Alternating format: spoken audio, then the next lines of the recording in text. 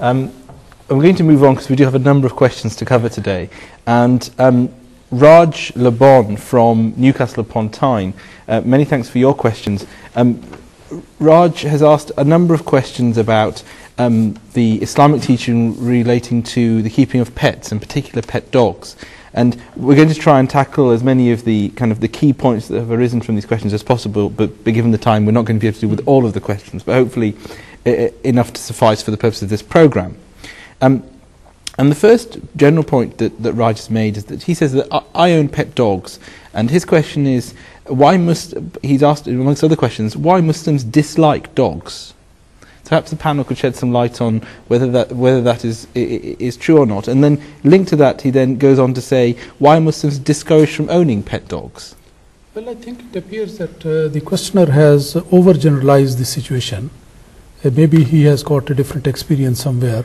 But I think the statement is not right that Islam is totally against keeping pet dogs or other animals. Rather, these things, take the case of a dog he has mentioned. Dog has been mentioned in the Holy Quran. If that had been the case that we are against that, then it should not have been mentioned there. Yeah. Like those dogs which are used for hunting birds, they are mentioned in the Holy Quran.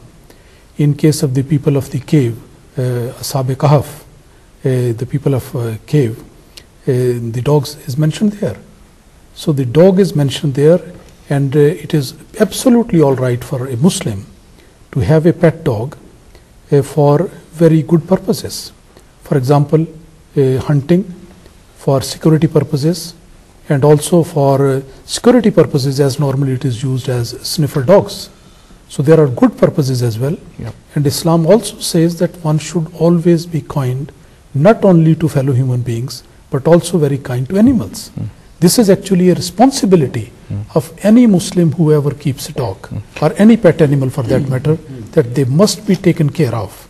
And proper feeding should be done, proper care about their hygiene and also their comfort, and wherever they are to kept, simply to throw them open into heat or cold or in snow or rain, that is not the right way. Taking care of animals is something about which the Holy Prophet ﷺ has emphasized very much.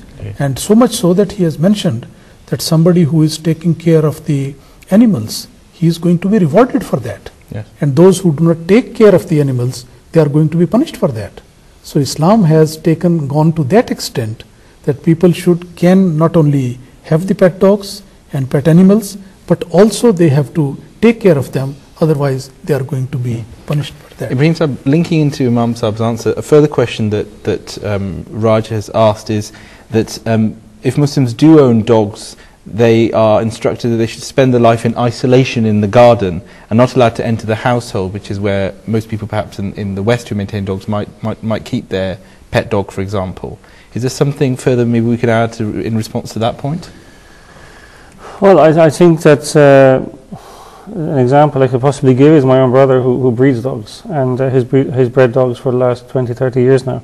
I grew up with dogs, and I cannot say that everyone living in the West actually likes a dog in their home. A dog in their home meaning running around all the rooms and doing these things. I think you'll find that most people prefer not that to happen. I mean, a lot of dog owners do have a special place for where their dogs are kept. And they're kept warm, they're kept clean, and they're fed. On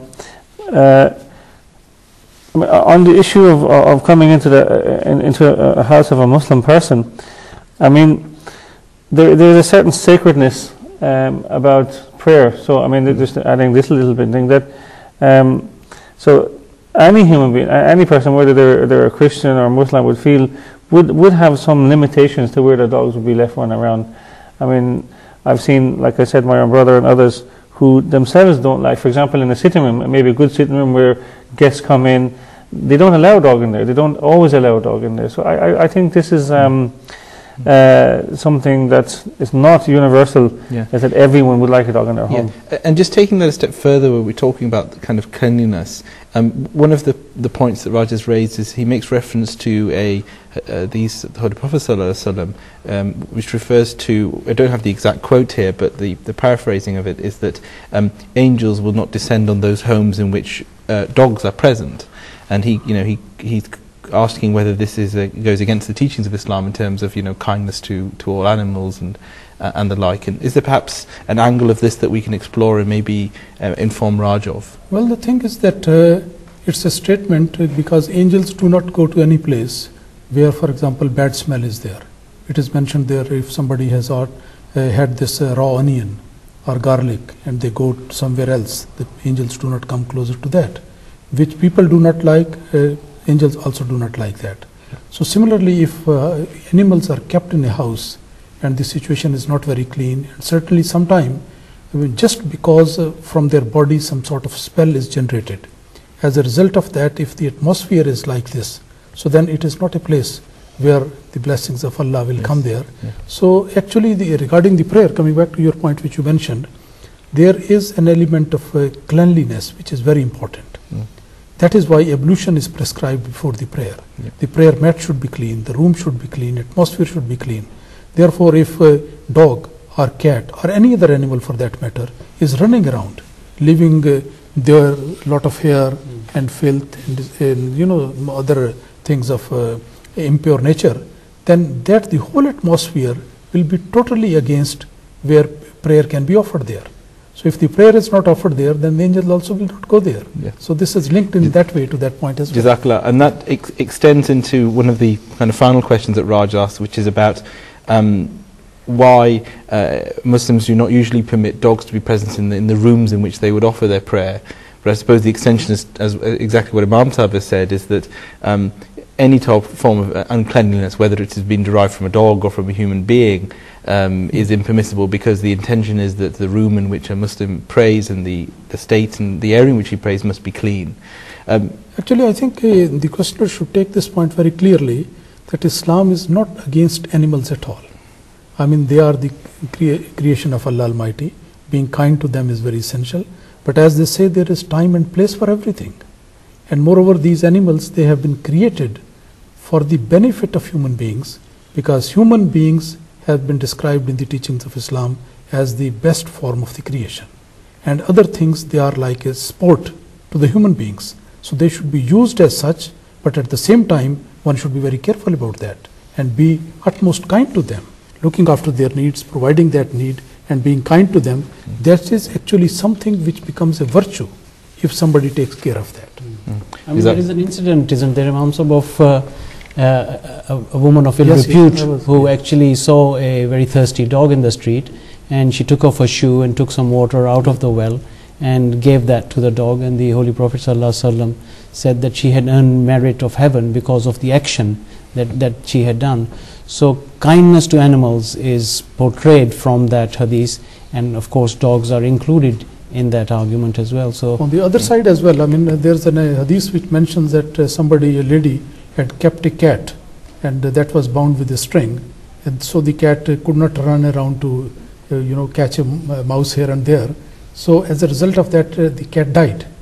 So she was punished for that. The Holy Prophet ﷺ has mentioned that one.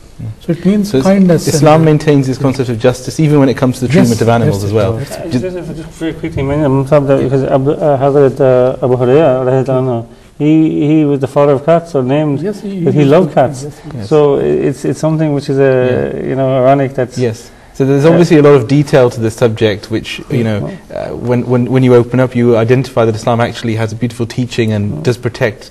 That ensures you avoid cruelty to animals as well. Some people, those who really love dogs, I mean, there are some people, so they might be having their own feelings and sentiments about that, but Islam has taught us the way of moderation, and that in which everybody and everything is kept in its right place, and is put into a situation where it fulfills the purpose of its creation. Jazakallah, Imam Sahib. And Jazakallah to Raj Labon for asking those questions. If you'd like to participate in further programs, then we do welcome your questions. This program is meant for you. You can email us, and the email address to email your questions to is faithmatters@mta.tv. The email address again, faithmatters@mta.tv. Or if you prefer to fax, the fax number is international dial 0044 208 687 8037.